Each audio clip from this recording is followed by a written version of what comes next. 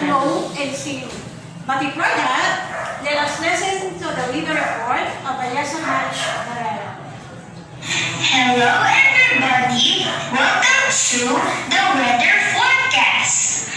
Now, let's see what the weather is like today. In the north of the country, it's very windy and cold. There is a chance of some rain too, so don't leave your home without your umbrella. The temperature is around 10 centigrade. In the east, it's raining all day today. I'm afraid there's maybe a thunderstorm in the afternoon. The temperature is a bit higher at around 13 degrees.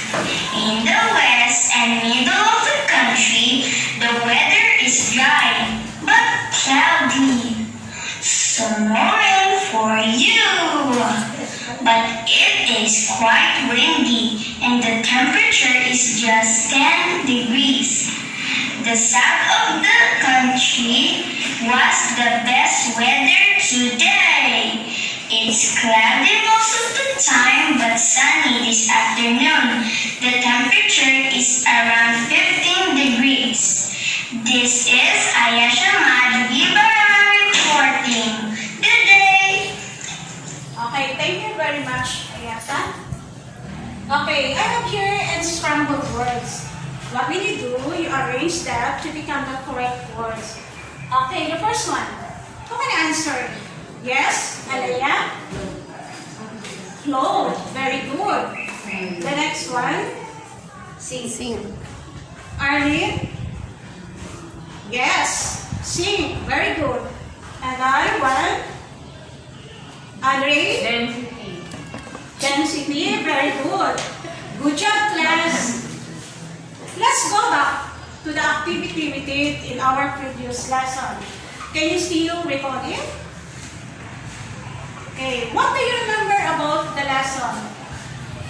Okay, Alma. Okay, the materials absorbed and did not absorb in water. Very good. Who can give me an example of materials that absorbed and did not absorb in water? Okay, Ronnie.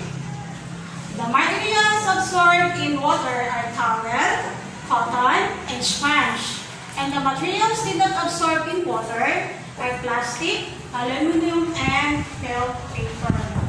Today, we are going to watch another activity to discover the characteristic or more characteristic of the materials around us. Let us explore, class. But before we start with our video presentation, I have here some pictures of the object. Who can give me one? Okay. Marian? Okay. Plastic spoon. Very good. What else? Yes. Mary Joy. Stick. Correct. Another one? Yes, Sarah Jane.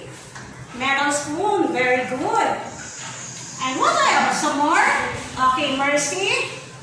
Coins. Very good. And the other one? Last. Okay. Judith. Okay, we have marbles. Great job, class. Okay, before we start with our video's presentation, I have here some reminders. You are going to watch carefully because after you watch the presentation, you have some questions to answer. Are you ready, class? Let's get started.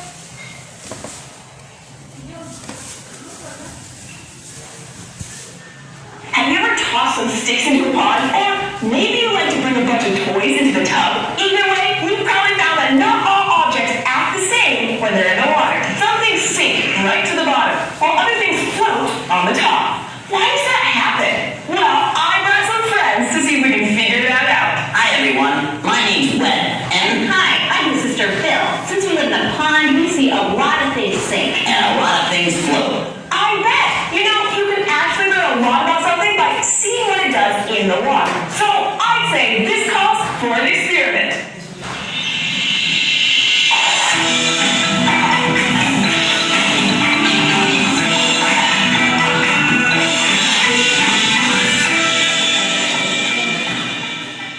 First, we'll need a pretty big container of water. We'll fill it about 3/4 full and set it up where it's okay if some splashes out. Now we need some stuff to put in the water. All kinds of different stuff. We're gonna look for a couple things around the fort that are okay to get wet. If you want to try this experiment at home, make sure you ask before you put anything from your house into the water. Let's see what we found. Alright, Squeaks found a penny. I found a stick. And Bill and Webb, they found 2 different spoons, a metal one and a plastic one. Good job, guys!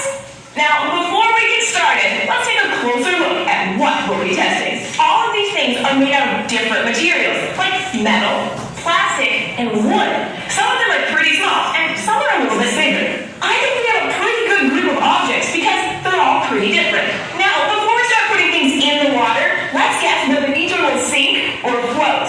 And let's keep track of our guesses. But how will we... Great idea, Squeaks. We'll use a chart. Alright, let's start with the stick. Bill, Webb, what do you think? Will it sink or float? I can tell you guys are pretty excited. Tell us what you're thinking. Well, in the pond where we live, I've never seen sticks that have sunk. Only ones that float. Well, that's because you haven't seen the ones that have sunk. Well, that's because they all float, Webb. Okay, fine. Put me and Bill down for the stick floats. Okay, here we go. And it floats. Good job, you two. Yay! Next, let's try the metal spoon. What do you think? Will it sink or float? Well, I've never seen a spoon float. Me neither. Quack, quack, quack, quack. We think it'll sink. Okay, let's see.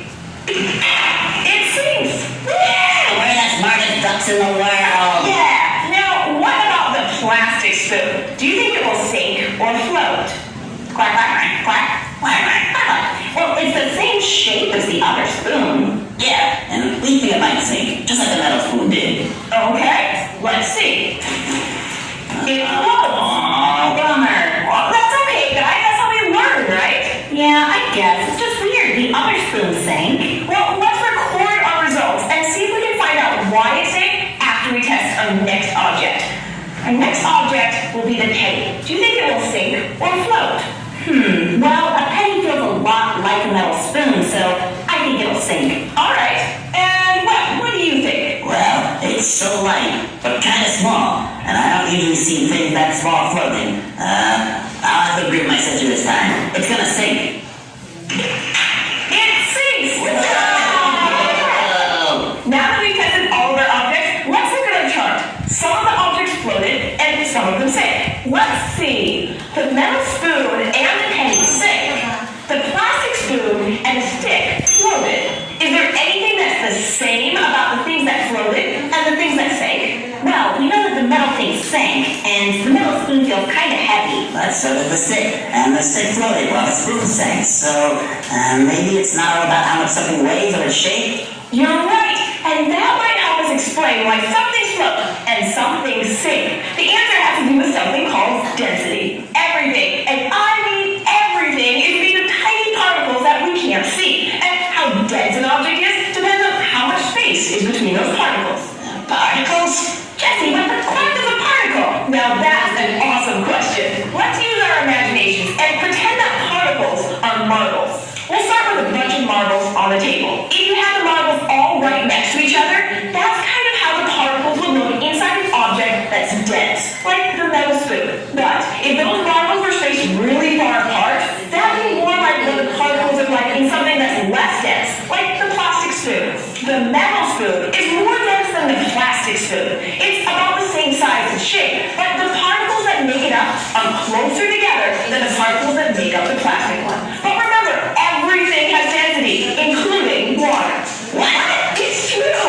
Since water has its own density, if something gets more dense than the water is in, it'll sink. The metal spoon and the penny were more dense than the water, so they sank. And the stick and the plastic spoon were less dense than the water, so they floated. So will it sink or will it float? It depends, in part, on density. How did your experiment go? Did you make some wrong guesses like us? I bet you got some right. Let us know what you use in your experiment and how it turns out. Just get help from a grown-up and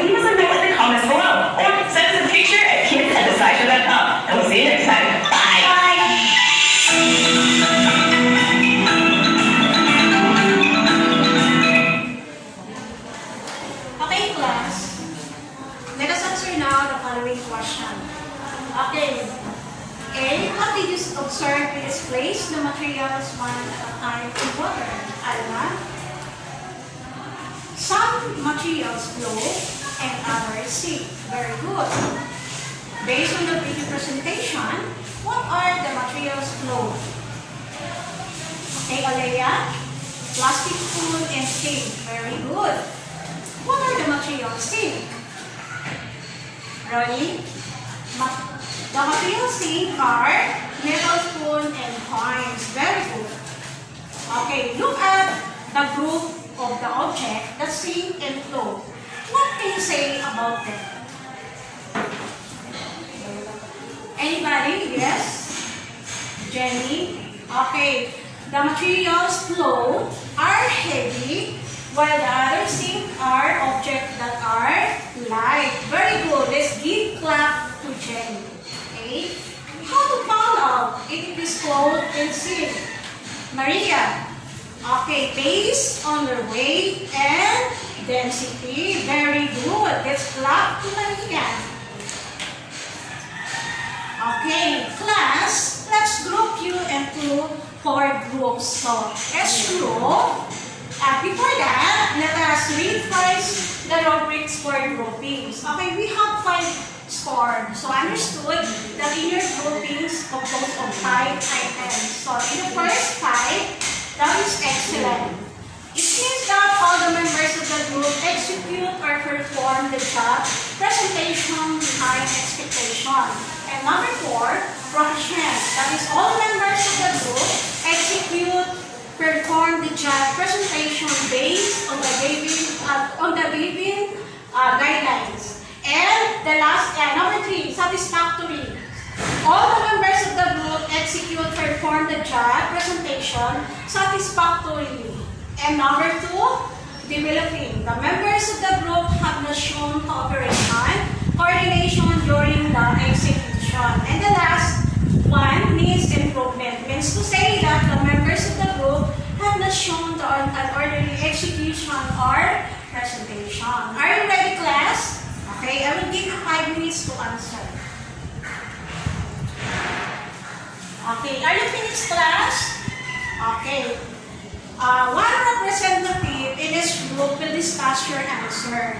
So, group 1, you will start now. Okay, for group 1, study the picture and identify the screw or seam. Okay, for number 1, flow, number 2, seam, number 3, flow, number 2, flow, and number 6. Very good for the group 1. Let's give a Jollibee clap. 1, 2, 3, 1, 2, 3, Jollibee. Okay, for the group 2.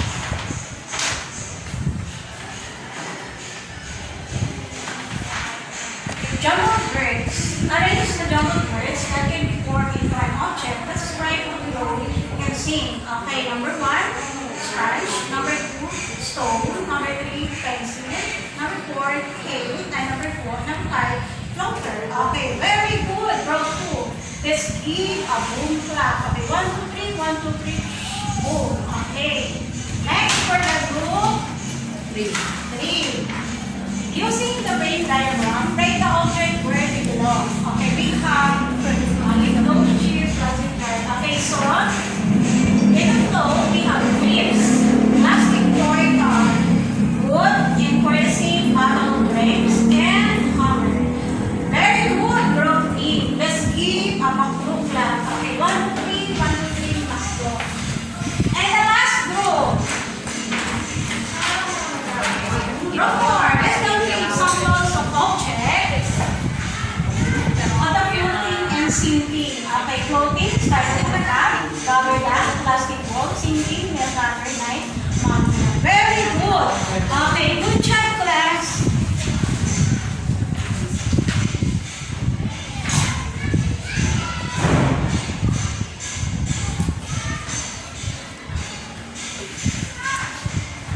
Okay, class.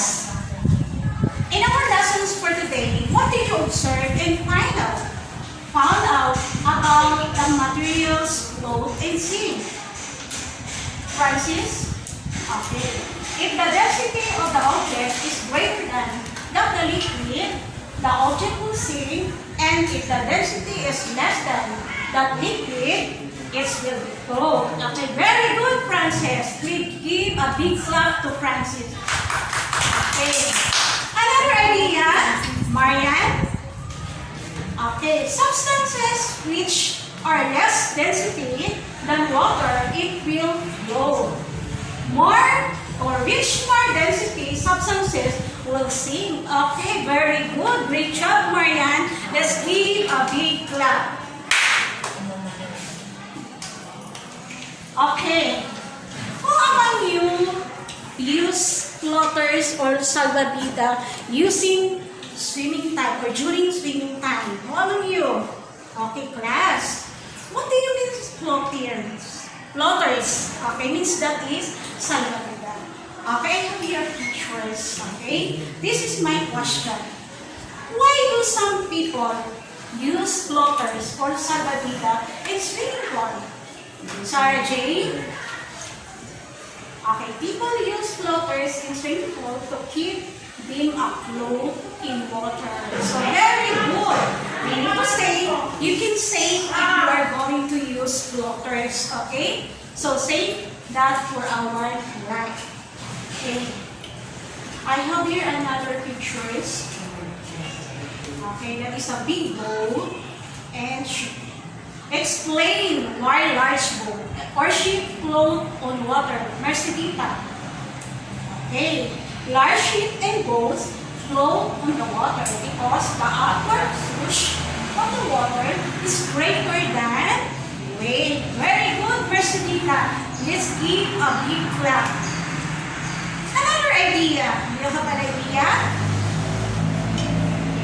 Okay. Another idea. Okay. So, what is the difference between sink and float? Any class? Okay. Teresita. Sink means to fall to the bottom of water. And float means to stay on the top. Another idea about the difference of sink and float. Okay. Yasmin. Some things float on the top of water. Something stays submerged partly down and something sink. Very good. Yeah, Jasmine. Let's give a big clap. Some more idea? Anybody? Yes, Mary Joy. Something sink very fast. Something sink very slowly. Very good, Mary Joy. Okay. Does an object shape appear in its ability to float or sink? Judith. An object shape can affect its ability to float, but some materials float no matter what their shape, such as styrofoam and balsa wood. Very good, Judith. Another, what else? Yes? Ramil? Some things float at first, but sink as they absorb in water or take water on the blue clouds. Okay, just because of Earth, destiny, and weight. Okay, class, any question? Okay, no more question. Let's answer now our evaluation. But before that, you get a piece of paper and write your number 1 to 8. Okay, who can answer the direction? I complete the direction is Mary Joy. Classify materials according to whether they float or sink in a body of water. Right F, if or float. And S for sink. Okay? Let's answer. Let us answer now. Number 1, float. Very good. Number 2, sink. Number 3, float. And number 4, sink. Number 4, sink. Number 6, sink. Number 7, float. And number 8, float. Very good, class. Great job. Good night.